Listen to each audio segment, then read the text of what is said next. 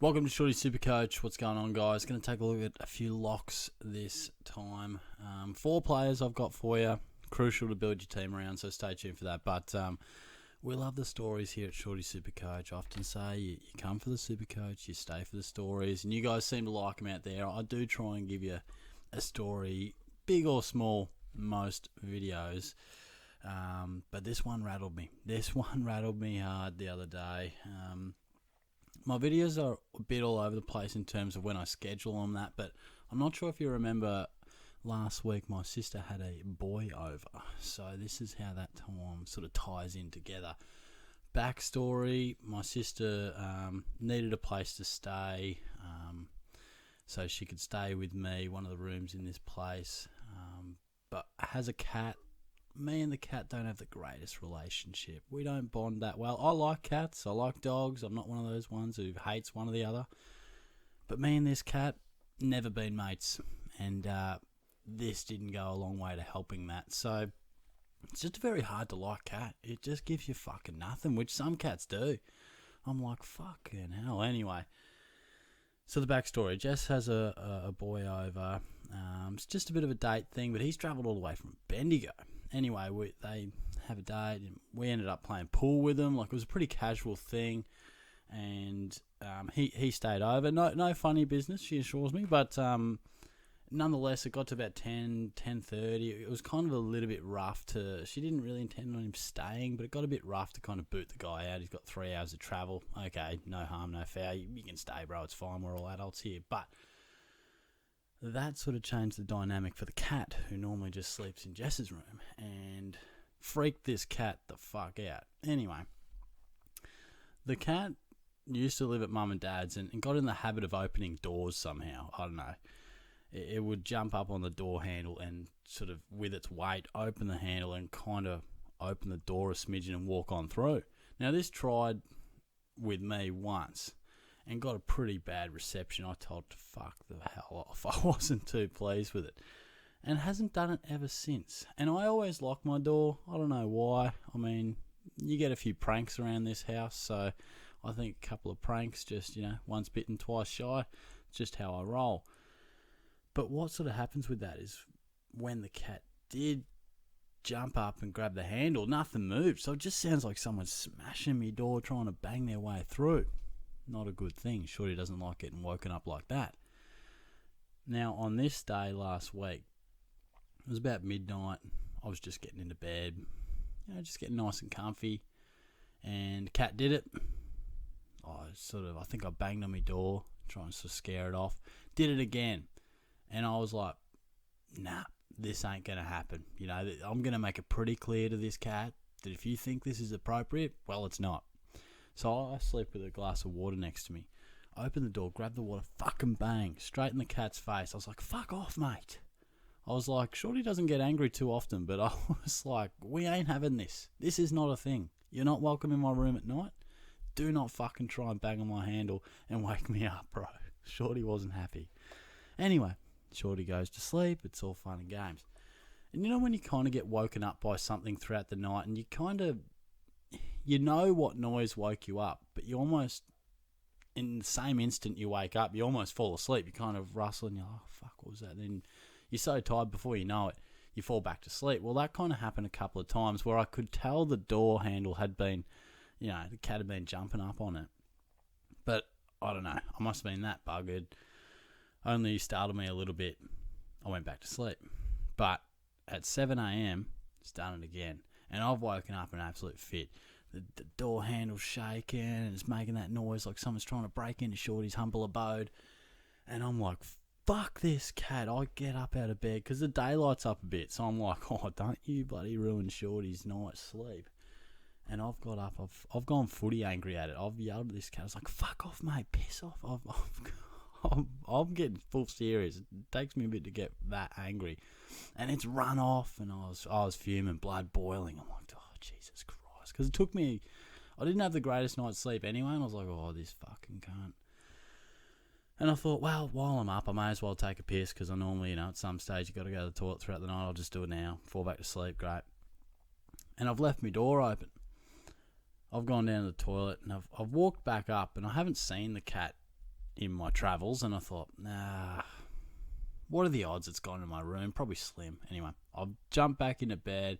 Again, I'm just starting to relax, starting to get back in it, because my blood was boiling. I was fuming. Just started to chill out, getting back to sleep, and I hear this rustling in my cupboard. I'm like, oh, nah, mate.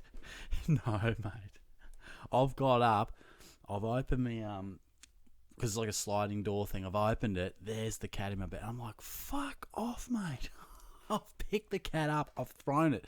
And I think, because I told her off a few times, I think in my sleep-deprived anger state, I think I yelled at her. I was like, don't you disrespect me. What is that? Don't you disrespect me. The cat fucking doesn't know what respect is. But I've gone off. I've thrown the cat to the ground because I'm angry. It did land on its feet. But the door was still shut. And I was like, get the fuck out, you little prick.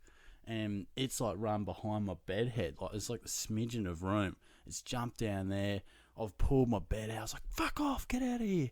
It's hissing at me, fucking going nuts. And I've just gone, get out. And by this point, I kind of opened the door. It's jumped off. I've walked down the hallway and fucking piss off, stay out. There's an absolute domestic happening. And probably this bloke has just come from Bendigo trying to have a nice date. And halfway through his night, he's realised this psycho is living down the hallway. But and the cat didn't come back, for the record. But I was fuming, mate. I don't know why. It just triggered me. I was like, it just rattled me. I was like, I didn't sign up for this cat waking me up in the middle of the night. And it's not like, a normal pet where you're like, I love it, but it does annoying pet things from time to time. But you can kind of live with it because you love it. Nah, I don't love this thing, and it fucking pissed me off. In hindsight, I felt a smidgen bad because this cat was seeking refuge in what she thought was the only other person in the house she could trust. This stranger was in her room, her environment, was scared, thought, I'll trot on down to Daniel's room and we'll just have a grand old time and we'll be mates. Nah, not going to happen, brother. That is not the standard we're setting. That ain't sustainable.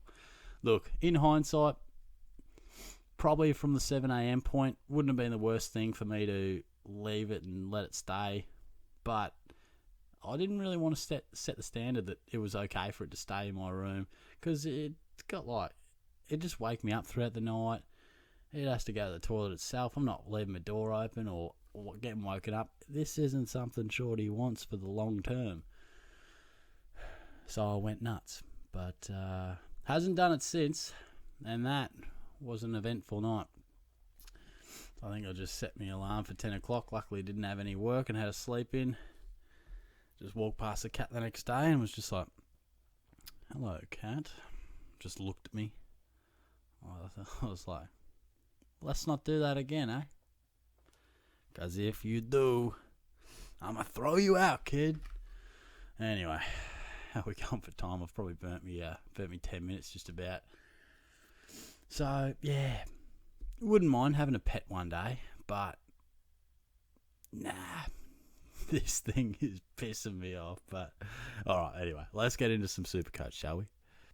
Let's get stuck into it. Locks for your SuperCoach side, because we're starting to get into it. The more the time goes on, the more popular SuperCoach is getting, because that's the time of year. Your super diehards get into it, the last few weeks, but your everyday folk, they'll trickle in over the next few days. As you can see, I've got them across the top. Well, I don't there. We'll just type in the bloke I need for my third lock eventually. But I do have this video timestamped as well. Thanks heaps for all your support too. Getting a few new subscribers, which is awesome to see. And it's always great to see those names that always pop up in the comments. You guys crack me up with some of the comments you say. They do make me laugh. So if you haven't commented before, please say g'day. But hey, if you're a regular, keep it coming. Shorty loves it. But Josh Dunkley, biggest lock in my opinion. I mentioned him in the Brisbane one.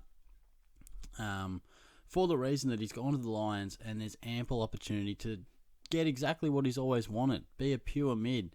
At the Dogs, such a strong midfield with so many players running through there. They can't all spend max time in the midfield because you got to rotate it. So he's found himself on a half-forward flank, just outside the stoppage from time to time, pushing up, pushing out, all that sort of crap. And Luke Beveridge has sort of had a strange relationship with him. There's always been trade rumours. He was going to the Dons, and now he's gone to Brisbane. And I think alongside Lachie Neale, they'll be the absolute main men in that midfield. You've of course got Jared Berry, and Hugh McCluggage is super talented. But I think Dunkley and Neale will run this show. Last year, it's a good year. Average 108. And there's nothing to really complain about. He was a great player for us last year. The year before, played 11 games in 2020 and 2021. Wasn't ideal. But I want to reference 2021 because he got injured after 6 rounds and he was absolutely bloody flying. Look at that first 6 rounds. Didn't go under 110 and went above 130 3 times. And then when he returned, different role, other players had stepped up, and he didn't come back in the same form or the same opportunity as he left, which was a bit tough. But I think this guy can average 115. Now, we'll be happy if he just goes 110. The fact that he's eligible as a forward makes him an absolute no-brainer, so you can lock him into your team. But he's done 116 before, as we can see in 2019, so there's no reason he can't do it again. The bloke's in the prime of his career, and I honestly think he'll average between sort of 112 and 118, to be honest. It's not crazy for him to really go bang if he gets that opportunity. So, Josh Dunkley, lock him into your side. Now, Jack Steele, like I could sit here and tell you that, Clayton Oliver's a lock, Lachie Neale's a lock, Tuke Miller's a lock, and they are. Tom Stewart, James Sicily, they're locks, they're great players, but, it's a bit boring, isn't it? They averaged 120 last year. You guys know that. I think what Jack Steele offers is a fantastic combination of 115 plus average potential and a slight discount. Last year had his struggles with the body, and that saw him average 109. And I think St Kilda had their struggles too. Now, I think it's a bit of an unknown what Ross Lyon does with the Saints, but I think he'll get him up and running. Now, I think Jack Steele will again get back to that 115 plus, and he's been 120 plus the 2 years prior. Now, for whatever reason, he did start well here. First 7 rounds were great, but then a couple of 75s, and I think there was talk he had a niggle and that type of thing, and then he did because he didn't return till round 15, and he ended the year really well. Aside from the match against the Lions, he was always 90 plus and basically 100 plus every time. So it was really just a couple of 75s and a 58 that saw him average 109. He probably didn't have as many 140 pluses. He had 2 of them. Historically, he's pretty regular around the 150 mark throughout the season. I'd imagine he would have had 5 40 pluses, 140 pluses, 155, 158, 145, 149. Yeah, 150. You're getting my drift. That's what he's capable of. He had about 6 or 7 150s in 2021. That's probably what lacked a little bit. But I see him getting back to that, and I think you're getting him for 80,000 less than you did last year. Start price is 685 last year. You can get him for, I think it's 604 this year. So I think he's a great combination of a bit of discount, a bit of value, and we can get some huge returns, just as we've seen for the last few years. So I'm locking him in to my side. Oh, that's right. Will Ashcroft doesn't have a footy wire, obviously, because he hasn't played. But this bloke, you can lock him into your teams. And I'm not going to spend too long on him because he'll be the most popular player in SuperCoach. 202,000 and Nick Dacos vibes written all over him. What sort of opportunity he gets at the Lions, where he plays, that'll unfold. But he's classy, dominated the younger levels. And I think he's just been talked about for so long that it just looks like he's destined to make a massive impact early. And you pay a bit more than your rookie price for him, but it's worth every cent. I think we saw it with Nick Dacos, what an impact you can have in your first year. And I think the way they bring him through in the under-18s these days, you can have more of an impact in your first year than maybe you could 10 years ago. I just think the fitness stuff that they're confident these days. They walk through the door and say, no, I want to have an impact straight away. Stuff your apprenticeship. Get me in there. So he's a lock for our teams, and I think he'll be a lock for our teams for possibly the next decade. I think he'll be an absolute superstar that we'll watch for many, many years in our sides. Now, this last one's going to cause a bit of a fuss, and I'd love to hear your thoughts. I think so far through this video, you've been like, Shorty, yeah, I get you. I think they are locks, but Tim Taranto might put a few noses out of joint and just get us thinking back to a bit of therapy that we went through. Now, last year, I was massive on Timmy T. He started the year slow, and I said, guys, don't worry about it. He actually didn't start. The first month was okay, but then things started to change. And I remember saying around 7 or 8, I was like, don't worry, he's a bit down. Get him into your teams. And I did. And I paid an awful price. I paid an awful price, mate. He missed footy throughout the year. He came back and he wasn't even as good as we had hoped. He then missed some more footy. It was a shocker year. Saw him play the 16 games, averaged 91. And a bit like Josh Dunkley, he wasn't always a bloke right there in the midfield for the Giants. Now, we know the Giants have a lot of midfielders, not as many now, because we've seen Hopper and Taranto go to the Tigers, searching for that opportunity. Taranto was often played forward at times, and he was available as a forward last year. So he's played a bit of forward time. I'll be interested to see his centre bounces. I'd imagine there are some games with major fluctuations and differences throughout the year. But to me, Taranto wins the hard ball and he tackles hard. He's not the nicest kick of all time. He can sometimes hack the ball. But an average of 95 plus, I think, is just a lock. And for us, at that price, he's available as a forward. It's a must-have for mine. 95, I think, is the floor for him. I think that's the lowest return we'll get. I'm predicting a career best season. We've seen him average 102 before, and then he's had some indifferent years, whether it be due to opportunity or injury. Now, let's just take a little squiz, shall we? Got to change it up here, mate. Giants, let's take a look at Taranto. What do we have? So, yeah, he had opportunities where he was basically always around the 50% mark, 40 to 50%. So he's actually more consistent than I thought. He did have a few that went below 40, and even 23% in round 23, which we know wasn't a good one at all. But if you look at that, 44% on average centre bounce attendance. Kelly's in front of him. Cornelio's in front of him. Hopper's in front of him when he did play. Tom Green's in front of him. He just found himself as not the main guy. Now, I wonder how far back we can go, because in 2019, he was a star, and we can't quite get there. We cannot quite get there. Let's go 2021, because he did average 97.3. I just wonder if these numbers are a bit better. Hopefully back up my thoughts here. Only slightly, 49%, but that was potentially affected by, look at this. This is when he was playing forward, 11 and 7%. He played round 22, no centre bounces. But he did have some big ones, 60 plus, 70, 60 plus. So he did have some times, those ones in the green show you that he's over 60% centre bounce attendance. So, and he was on par with a Josh Kelly. This was when Tom Green was playing less midfield time, so was Cornelio. So Taranto was more of a prominent piece in the Giants midfield in 21. And I think in 2022, he'll be a prominent part of Richmond's midfield.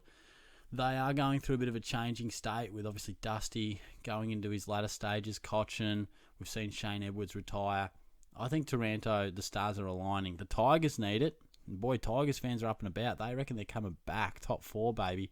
I think Taranto could be a big part of that if they do. So, if I was predicting an average, it'd be a career bester, 103, 104, and at that price, I don't think we'll get him cheaper. I do have a bit of PTSD going with him after what he put me through last year. I really put myself on the line, and he just shattered me. But I'm backing him in. And I don't think he'll be a lock for too many right now. But I think in a month or two, we'll get a practice game, and we'll say, shit, you got to have him. So that's my thoughts. They are my locks. There are other locks that you could say, but gee, they're bloody obvious, and I just wanted to go with a few of those guys. So let us know what you think. If you got any fellas that you reckon is a lock, I thought about, a couple in the ruck as well, but maybe we'll talk about them in another video. So thanks for tuning in, and I'll catch you all soon. Cheers.